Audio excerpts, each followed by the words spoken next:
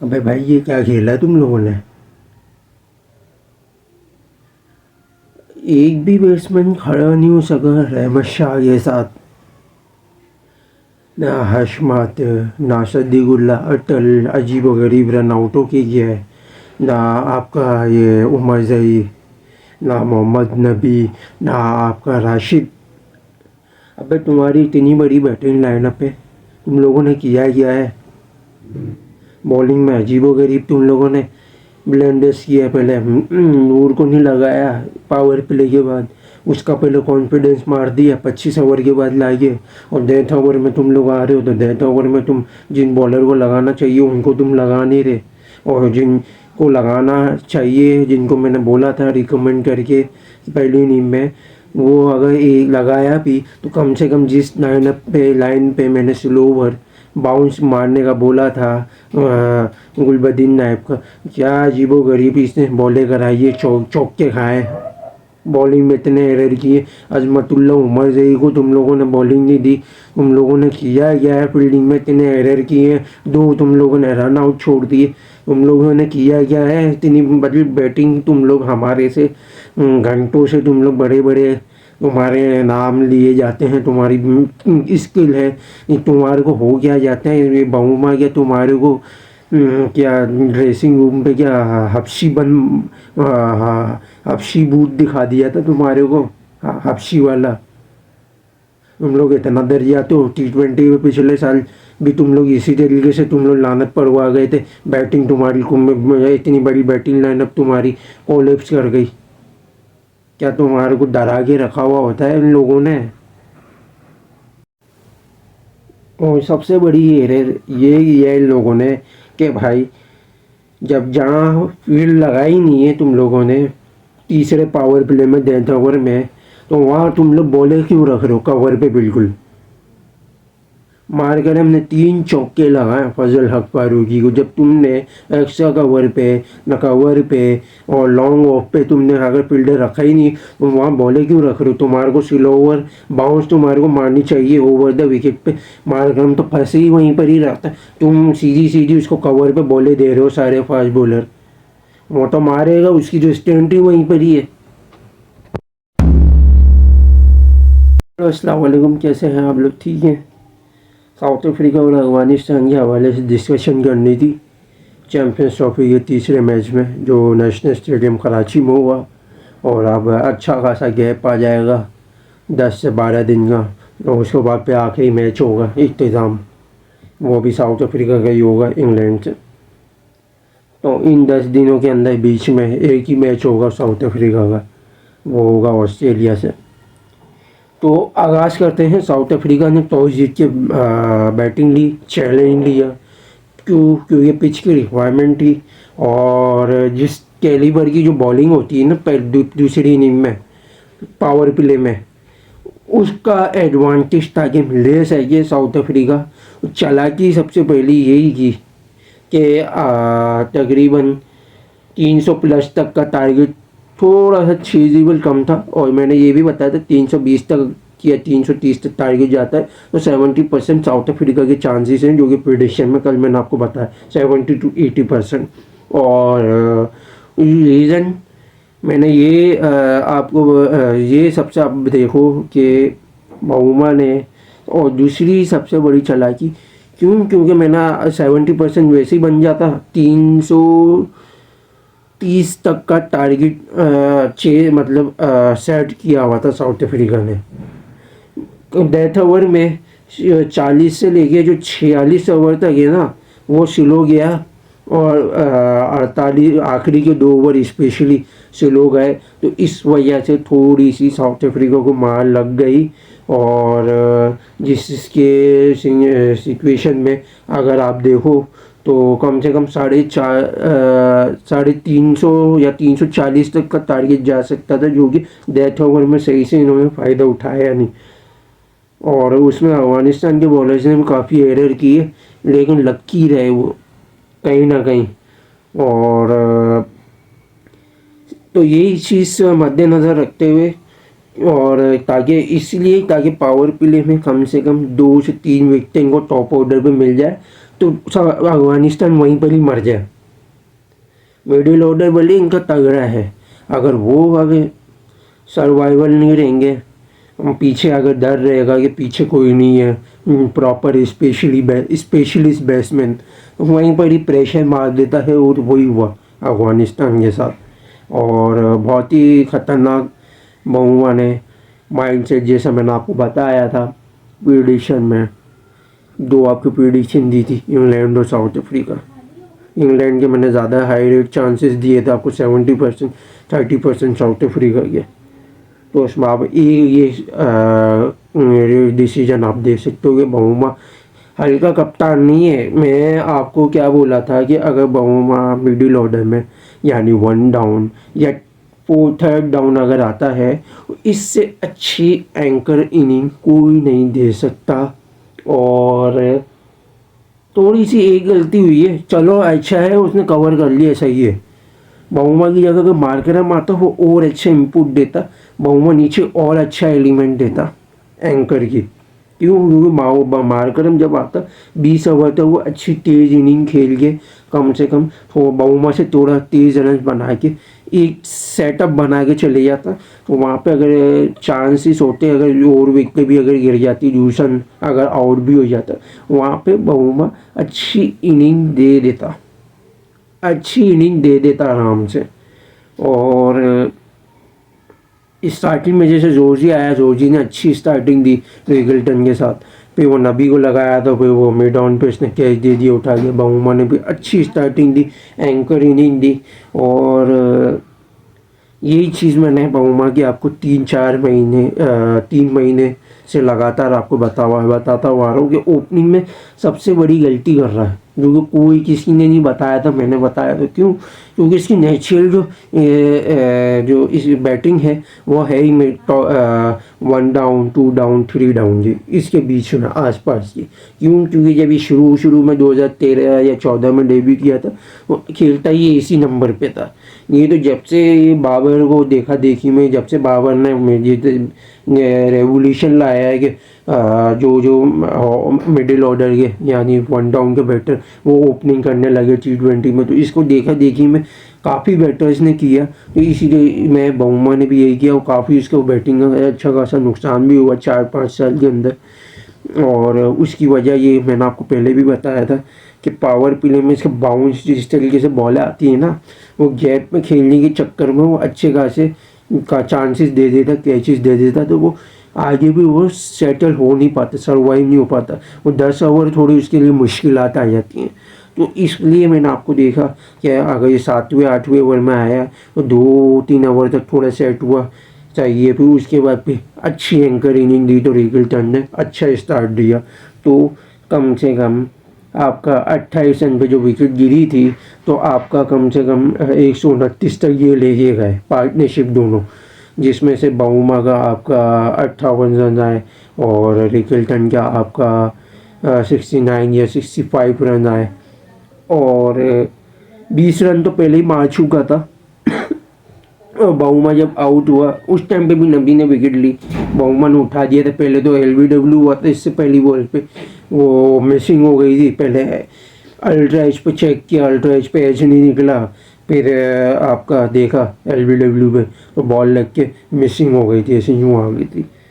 तो फिर अगली बॉल पे भी उठा के दे दिया, तो अटल ने कैच कर लिया था। फिर ड्यूसन आया, ड्यूसन ने भी मिल के थोड़ी सी अच्छी, इसने थोड़ा सा कॉन्ट्रीब्यूशन रोटेशन वाली एंकर इनिंग देने की कोशिश की, तो वहाँ पे रिगल्टन ने भी थोड़े तेज़ रन बनाए और 44 तक की पार्टनरशिप आई।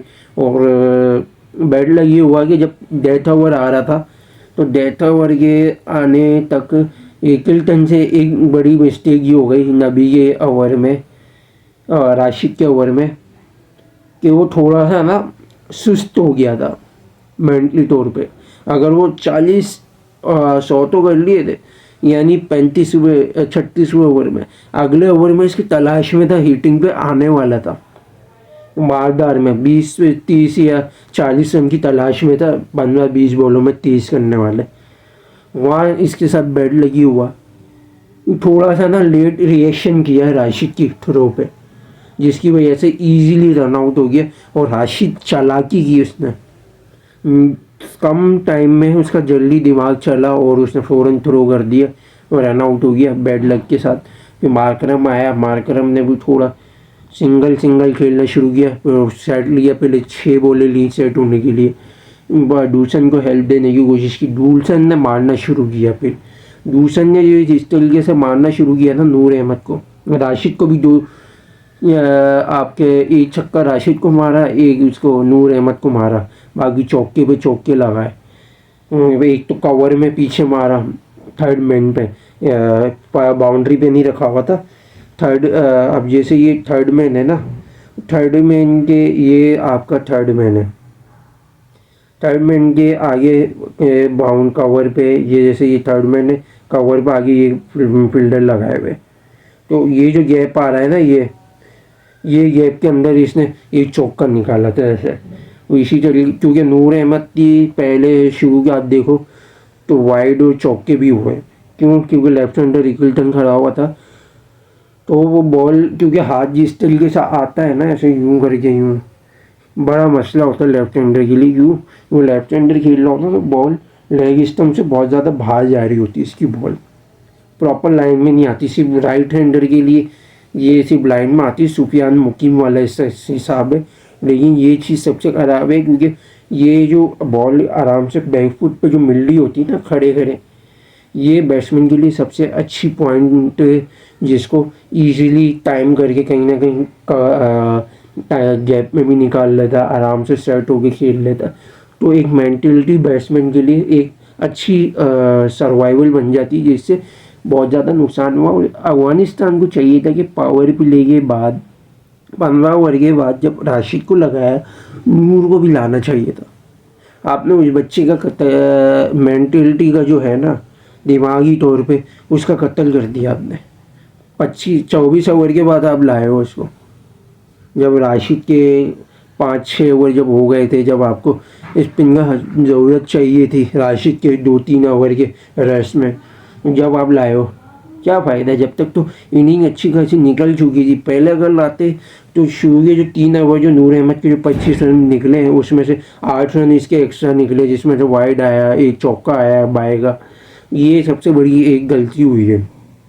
तो ये देखना चाहिए था। सबसे बकवास पुअर कैप्टेंसी की है हशमतुल्लाह शाहिदी ने, और फील्डिंग में इतने एरर्स आए हैं, बॉलें इतनी छूटी हैं, रन आउट मिट्स हुए हैं 2, और हाथों हाथों में सीधी सीधी बॉलें निकल रही हैं।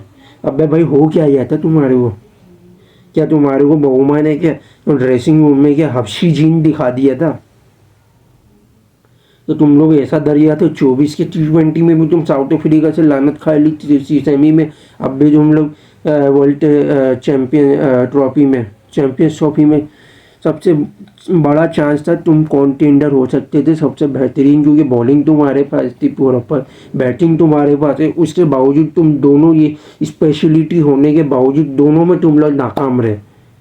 फिर डेथ ओवर में आओ भाई, गुलबदीन को लगाया एक ओवर सही है, लेकिन उसको भी तो चाहिए कि भाई तेरे पास स्लोवर बाउंस सबसे अच्छी है, वो मार्करम को रखता, दूसरन खड़ा हुआ था, ये दोनों फंसते हैं। तुम मिड पे या कवर पे सीधी सीधी तुम्हें बॉलें ला रख रहे हो, कहाँ से तुम्हारे को विकेट मिलेंगे, कहाँ से रन्स रुकेंगे? फिर इसी तरीके से अजमतुल्ला को लाना चाहिए था। आखिरी में तुम डेथ ओवर में नूर का तुम सत्यानाश करा रहे हो, उस बेचारे बच्चे को तुम पिटवा रहे हो, उसको तो दूसरन ने पागल कर दिया। मार्करम ने अलग उसकी धुलाई लगाई, उस बच्चे की तुम धुलाई लगवा रहे हो। वो तो 50 हो गए गुगली पे, तो दूसरन कैच देगी नूर अहमद की बॉल पे, वरना और गंदा 70-80 की इनिंग मार के जाता वो। मार्करम के साथ मिलर आया, मिलर बैड लक हुआ। जब मिलर खड़ा हुआ था तो फजल हक फारूकी को चाहिए था कि भाई ओवर द विकेट पर तू बाउंसर वाली स्लोवर या कटर मारता, तू वो राउंड द विकेट पे होके वो कवरों पे मुस्तकिल तू बॉलें रख रहा है। 4 चौके तेरे को पड़े हैं कवर की बॉल पे, जब एक पड़ी है तेरे को समझना चाहिए था। तो उसके बावजूद तूने लगातार ऐसे ही करके तूने ना एक्स्ट्रा कवर पे फील्डर रखा, ना तूने कवर पे रखा, ना तूने लॉन्ग ऑफ पे रखा। पहले तेरे को एक्स्ट्रा कवर पे पड़ा, फिर कवर पे पड़ा, फिर तेरे को लॉन्ग ऑफ पे पड़ा सीधा। फील्डर ही नहीं रखा तो 5 फील्डर तुम्हारे क्या झक मारा रहे थे।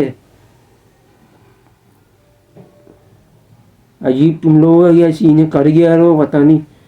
इतनी स्ट्रेंथ बॉलिंग होने के बावजूद तुमने उमर जई को बॉलिंग पे नहीं लगाया। उमर जई बॉलिंग पे होता, वो मार कर हमको फंसा रहा था। 3-4 ओवर या कम से कम 5 ओवर भी अगर वो कराता, ये यकीन दे रहा हूँ मैं, 15 से 20 रन देता।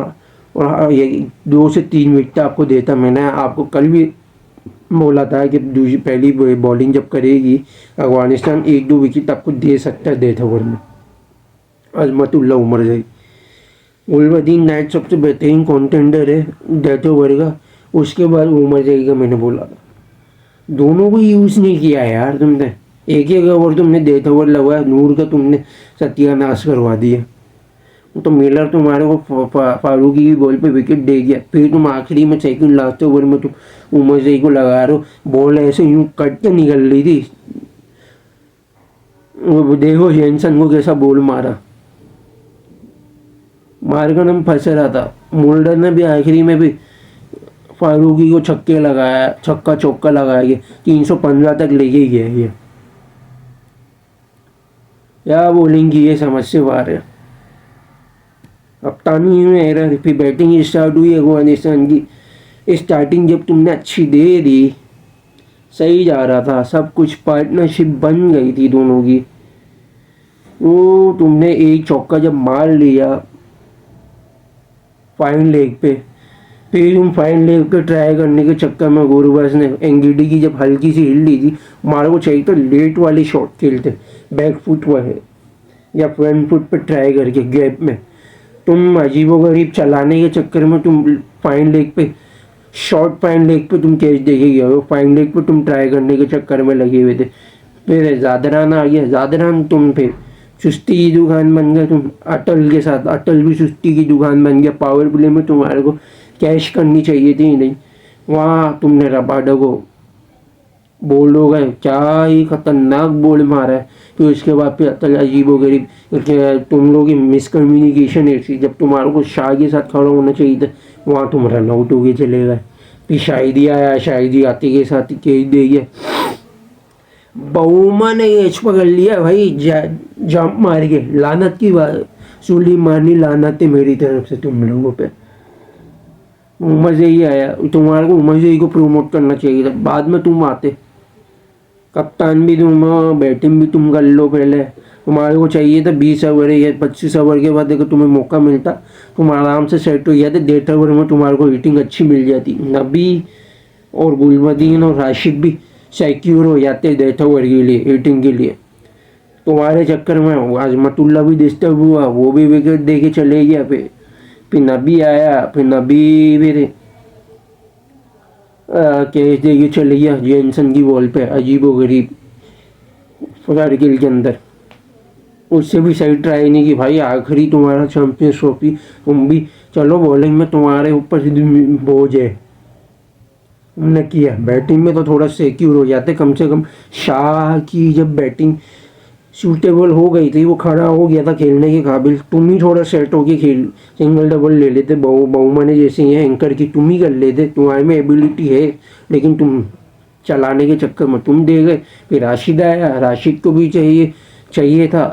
वो उसको पता नहीं कि इस बात की जल्दी थी कि कौन से तुम्हारे काम लगे हुए थे, किसी की तुम्हारे को साइकिल वापस करनी थी। तुम भी जल्दी जल्दी में तुम भी कैच दे गए। गुलबदीन नाइब ने भी यही सीन किया, बहुमा को कैच दे दिया मेडॉन पे ट्राई करने के चक्कर में। यानी 170 के करीब करीब तुम्हारे 8 आउट हो गए थे। अब शाह अकेला, उसके साथ कोई खड़ा नहीं। धूप मारने का मुकाम है कि नूर अहमद सिंगल सिंगल लेके दे रहा, तो तुम लोगों से सिंगल लेने लिए नहीं गए। लानती हो, पता नहीं किस बात के तुम लोग लग्जरी लेते हो ऑलराउंडर के। 20 रन तुम लोगों से हुए ही नहीं। इतने सारे तुम्हारे 5 तुम्हारे पास ऐसे बैटर हैं जो एंकर करने की या इनिंग को बिल्ड करने की या इस रन रोटेशन करने की सलाहियत रखते हैं।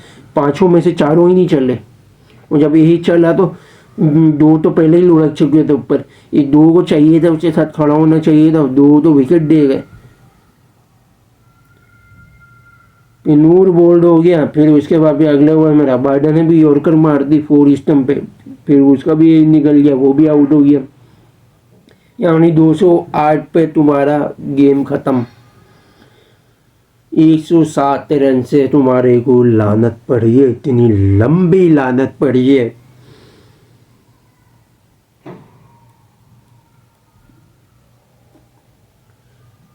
तुम्हारे दिमागी तौर पर तुम लोग गिर चुके हो, जैसे तुम्हारे को पाकिस्तान शायर ने मारा था। उसी वक्त मैं समझ गया था कि तुम लोग गिर जाओगे और गिरोगे। जब भी तुम लोगों का नाम सेमीफाइनल लिस्ट में मैंने इसलिए नहीं लिया, इसलिए मैंने इंग्लैंड और साउथ अफ्रीका को रखा है इस ग्रुप में। फीलिंग मुझे आज आ रही थी कि तुम लोग कुछ कर जाओगे तुम लोग, लेकिन लानत पड़वाई तुमने। मेरे को अंदाज़ा था, क्योंकि तुम लोग इतने बड़े टूर्नामेंट्स में तुम लोग यही फील्डिंग में तुम लोग हकते हो, बॉलिंग में तुम लोग हकते हो, तो बाद में बैटिंग में हक दे दो, इसलिए नहीं लिया। और स्पेशली साउथ अफ्रीका ने तुम लोगों को डरा दिया, तुम लोग डर गए। यहीं तक जुड़े रहिएगा, बड़ी तपी हुई है भाई, इतना हाई स्किलफुल होने के बावजूद तुम लोग हार गए। तुम लोग सिर्फ अपने से कमज़ोर को मार सकते हो, तुम्हारे से बराबर का, तुम्हारे से ऊपर की कैलिबर का होना, तुम दोनों को बीट नहीं कर सकते। और बस यहीं तक जुड़े रहिएगा, लाइक और शेयर और सब्सक्राइब जरूर करिएगा, बेल आइकन को जरूर क्लिक कीजिएगा। Thanks for watching video. अल्लाह हाफिज़।